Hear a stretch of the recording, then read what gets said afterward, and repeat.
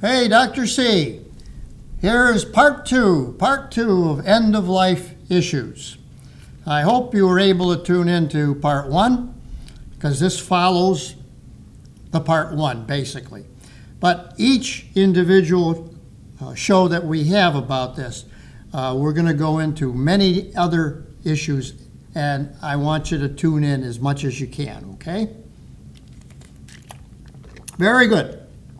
First thing we're going to talk about today, long-term care insurance. Should you get it? And if so, when should you get it? Well, first of all, long-term care insurance is not cheap.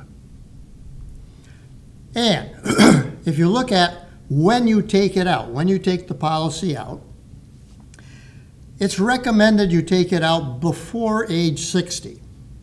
Why? Because there's quite a step up in the cost during your ages of the 60s. Roughly 6 to 8% annually goes up from 60 on. Below 60, it's 2 to 3% per year. So, in other words, if you take it out at age 50, don't expect that that premium is going to be exactly the same for the rest of your life. No, it goes up. Like I said, 2 to 3% per year in the 50s, 6 to 8% per year in the 60s. Okay, that's number one. So, should you take it out? Well, believe it or not, I looked into it like I did. I look into all these things, to see, do I qualify, whatever. And my wife didn't qualify for long-term care insurance. Why? She has arthritis, rheumatoid arthritis. What the heck? And she's taking an immunosuppressive drug. So what? So what? It's not a terminal illness, Why are they not giving her the at least qualifier for long-term care insurance? No answers. No answers. They can do what they want. They only want the best of the best, and they charge for it. Well, at any rate, long-term care insurance isn't for everybody. If you want to take long-term care insurance, there's no question it can pay for a substantial amount of the cost of a lot of the care that you will require at the end of life. But remember this. Most people don't financially benefit from their long-term care insurance until they're in their 80s. That's number one. Number two, the average length of stay in a nursing home and all is only about 2 years. So you got to think about these things. And I know it's expensive if you have to go to an assisted care facility or to a nursing home and all. It can go up to over $100,000 a year. So you got to think about, am I willing to spend several $1,000s a year for maybe 20 years before I can collect? And will I finally be able to reap the benefits? So it's not a decision that you should take lightly. And it's not something you should get talked into lightly either. Like I said, it is not cheap. If you're over 60, I wouldn't do it. In your 50s, think about it. Make the decision yourself. Okay, that's long-term care insurance. Now, one of the biggest questions that people have, once they get to a senior life, is where am I going to live? I got this big house. I raised all my kids here. I lived here for 40, 50 years. I can't maintain this thing anymore. I get pooped out when I go out, try to do simple things. I want to enjoy life a little bit more. That's fine, and you deserve it. But what are the options that you have with the house and the land that you have on that house? Well, first of all, what are your housing options? Well, you can age in place. In other words, stay in your house. Why not? Most likely your mortgage is paid off now. If you can stay in your house, stay in. And you can always rent rooms. Not always a favorable thing, but you can rent space. You can bring in some in-laws if you want. I wouldn't suggest it, but you could. Always a kid that needs to come back for a while. Okay, I can understand that. But most people would like to age in place. In fact, even when you talk about a thing like hospice care, 90% of the people who are on hospice, regardless of where they went into hospice, hospital, nursing home, wherever, they want to die at home. At home. And so, aging in place. So you can still be relatively independent at home. You can get a lot of in-home help nowadays because there are agencies that will hire out people who are capable and who are qualified to perform a lot of the activities of daily living that you may not be able to do. Now, what are the activities of daily living? Well, they're very simple.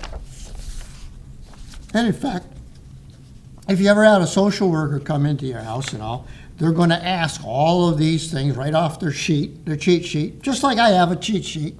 Don't want to forget anything, But there are various types of activities of daily living. Number one, eating. Got to be able to eat every day. Can you feed yourself? And number two, can you prepare the meals? So cooking. Can you prepare those meals?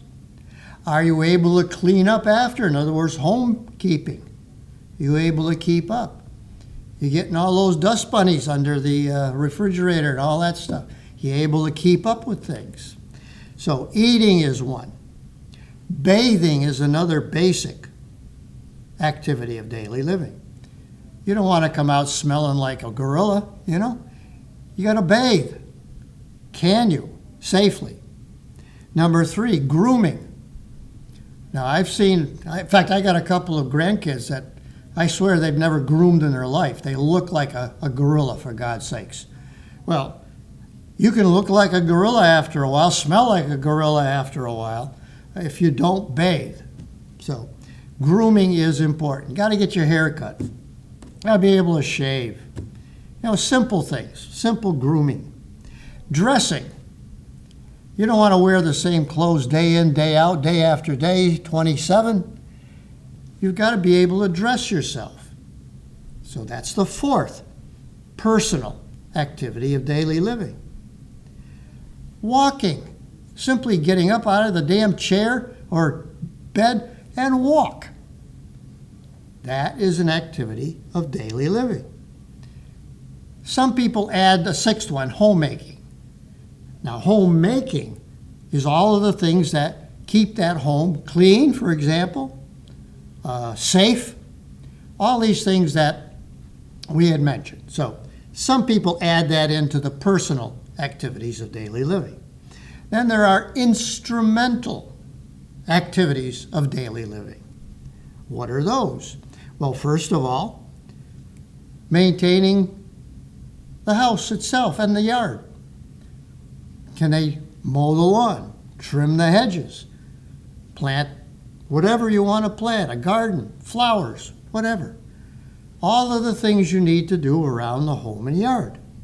So maintaining your home, fixing a leak, fixing whatever you have to do. And there's always something to be done around the house. That's an instrumental activity of daily living. Very important, number two, can you still manage your money? Now, I know people nowadays, they'll just accept what comes from the bank, that this is my balance. Oh, God, the balance has gone down. And all. Do you follow this on a monthly basis? Are you very aware that of all the checks you've written, of all the things you've done, are they correct? You need to be able to manage your finances. There's always people who tell you, I can manage your finances for you. Don't worry about it. I worry about it. I'm managing my finances right up until the last, when I maybe no longer am able to. But that's number 2. Number 3, can you still drive? Transportation, big deal.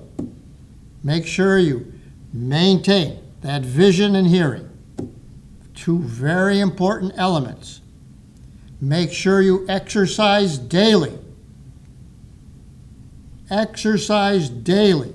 I'm going to say it 3 times. Exercise daily. 150 minutes a week. Okay. So transportation, that's number 3. Number 4, shopping. Who doesn't like to go shopping? I like to go shopping. It's a social thing for me too. Plus, you get out and you do things. Talk to the Walmart greeter for a while. Whatever, Get out, shop. That's number 4. Number 5, taking medications. That is important. It's amazing how many people don't take their medications as prescribed. And more than an equal number who get talked into buying these over-the-counter preparations. I've seen people who come in with bag loads of over-the-counter medication and maybe 3 or 4 or 5 prescription medications. So why do you need all this other crap? Well, they said on TV. Yeah, they said on TV. Some gecko told me on TV. Wonderful. Wonderful. No. I've got shows on that. Don't get talked into it.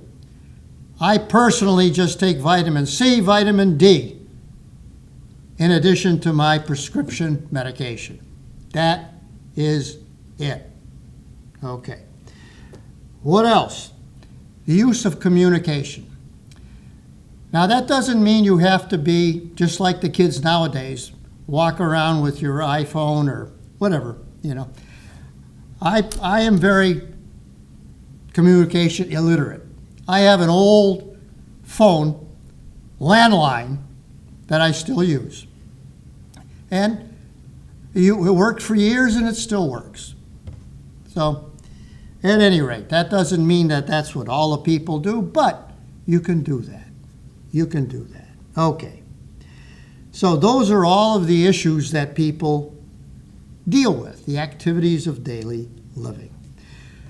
Okay, so we're still talking about aging in place in your home.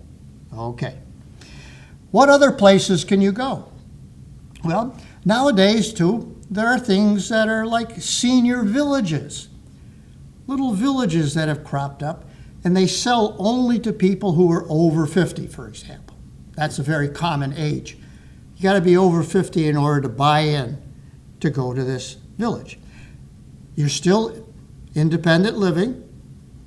You can still stay at home, and you can control a lot of the things that still go around with that same little village apartment or whatever it is. Maybe a duplex, whatever. And there are several villages around the Massachusetts area that you can go. You're still independent. Then there is true independent living.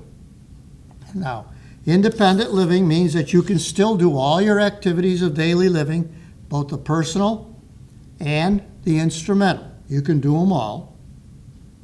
And maybe not as well as you used to, but you learn to adapt, and you can still do them.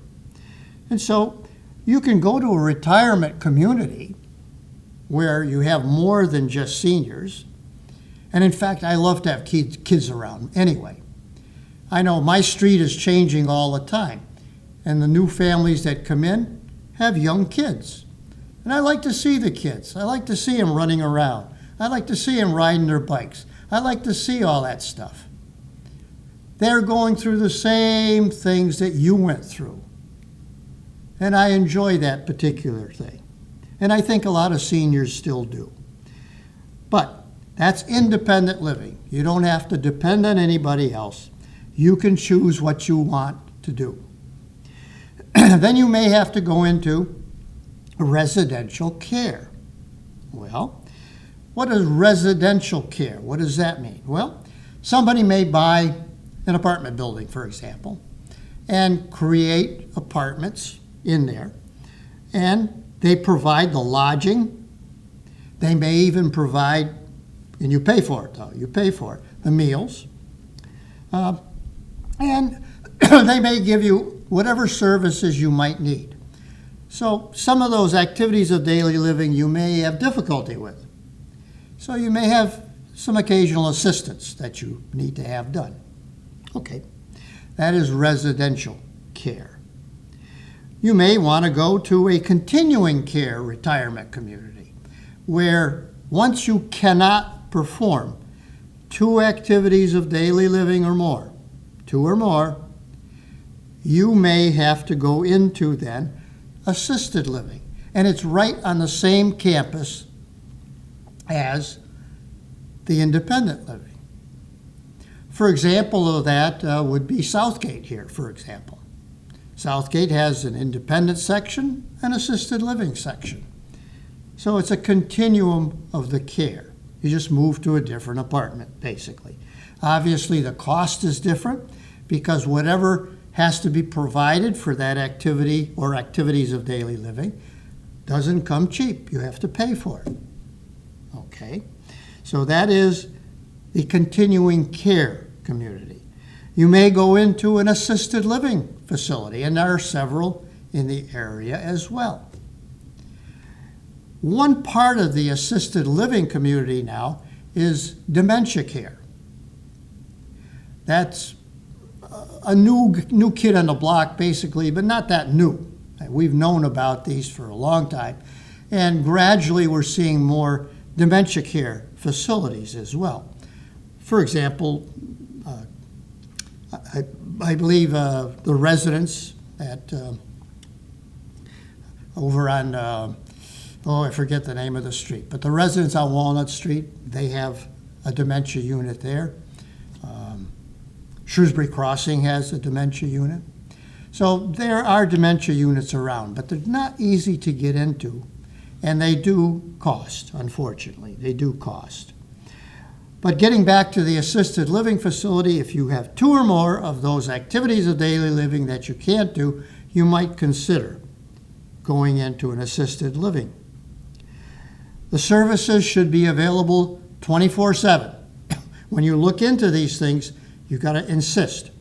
These benefits, basically, of living there, they have to be available 24/7. Who is providing it? Well, usually they will have a registered nurse. Is there a registered nurse on duty all the time? All these things have to be assigned ahead of time. You have to know all these things, not just the cost. Group dining. Is the group dining available? And who is the chef? What are the menus? All these things are important. So all the benefits need to be outlined for you up front, and the cost. Now we're talking probably going up in the vicinity of $80,000, $90,000 a year. Okay. Then finally, a nursing home. Now, nursing home, you lose total control. If they allow you to go out, you can go out. Otherwise, door may be locked. So you lose control going into a nursing home.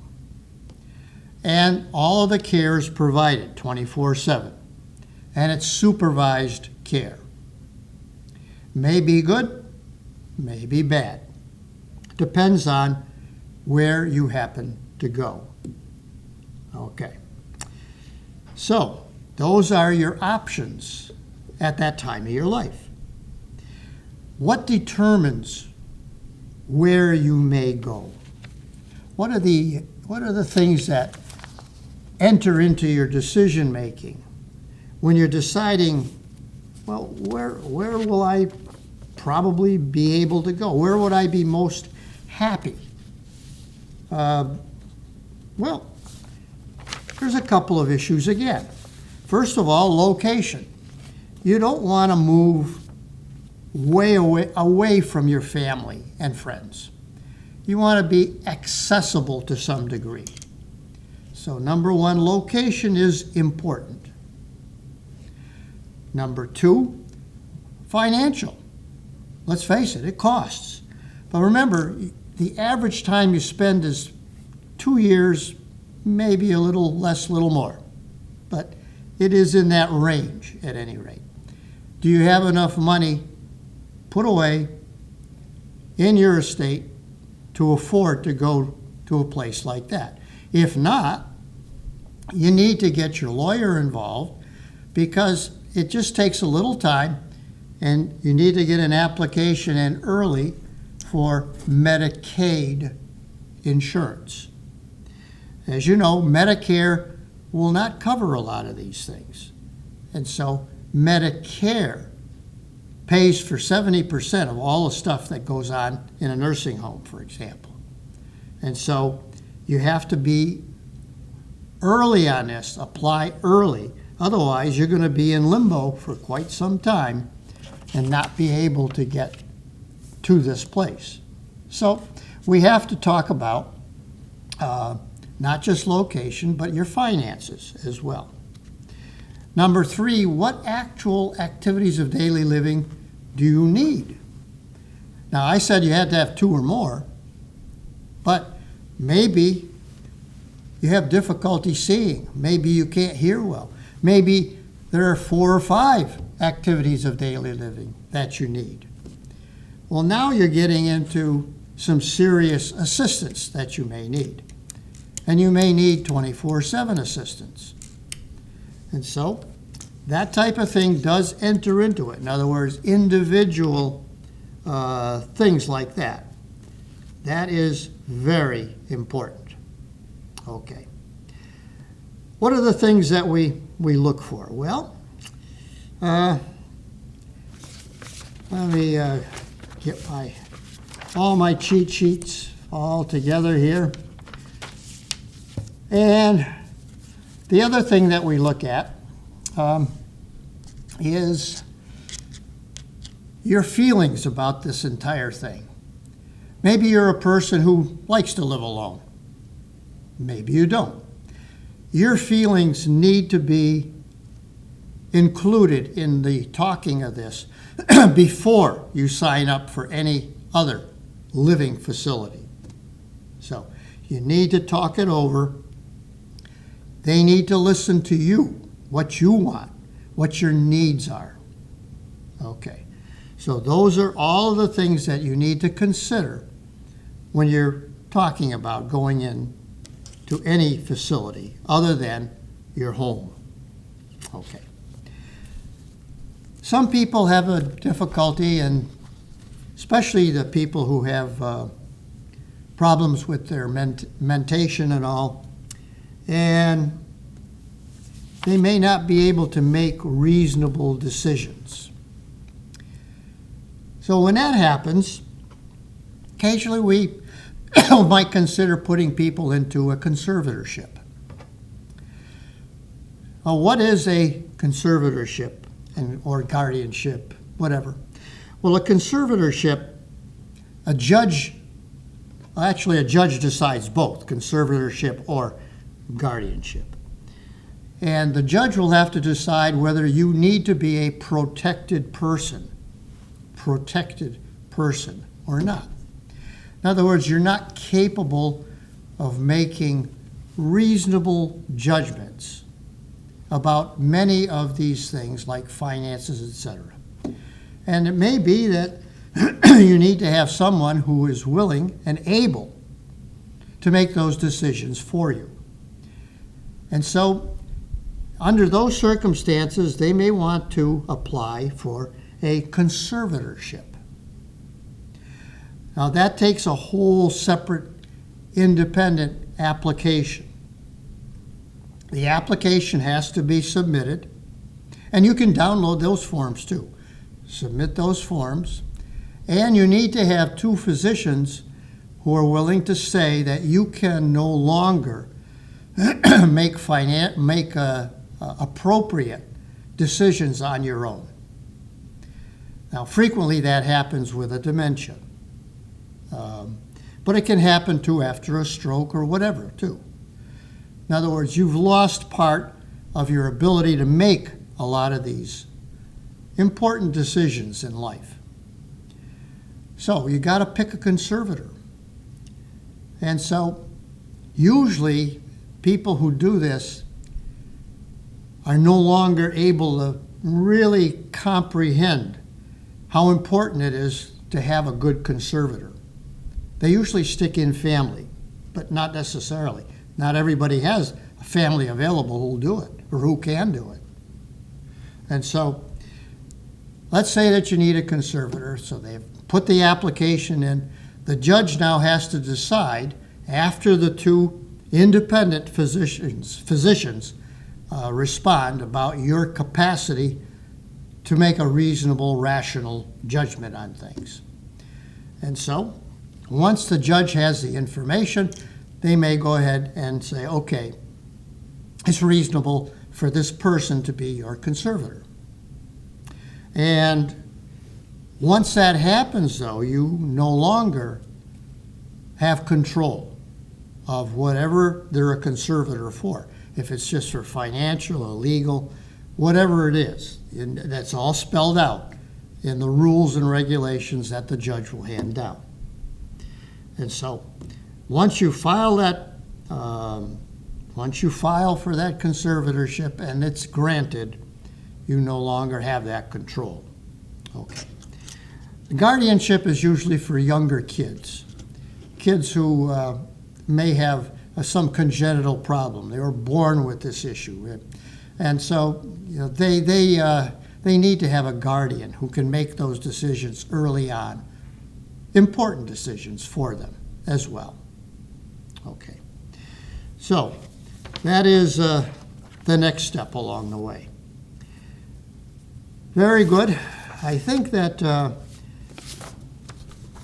we're going to go on with the long term. In other words, what we've been talking about now are all things that happen early on, not truly end of life. So these are all things you need to do ahead of time, early. When we come back for our next session, we're going to talk about the things that are really terminal.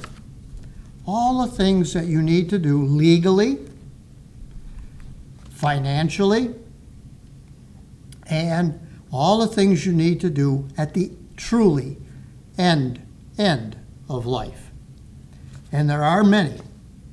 So that's why I'm dedicating a whole program to that alone. The truly end of life issues. Okay, that's Dr. C. And I should mention too that I'm not coming into this just reading about it. I had both of my in-laws, my wife's parents, and my mother, and one of my sisters, all of whom passed away and all of whom went through all these end-of-life issues. I did it with them. So that was my experience. And if you don't have that experience, then you don't really know what all the issues are. This is Dr. C. Have a nice day.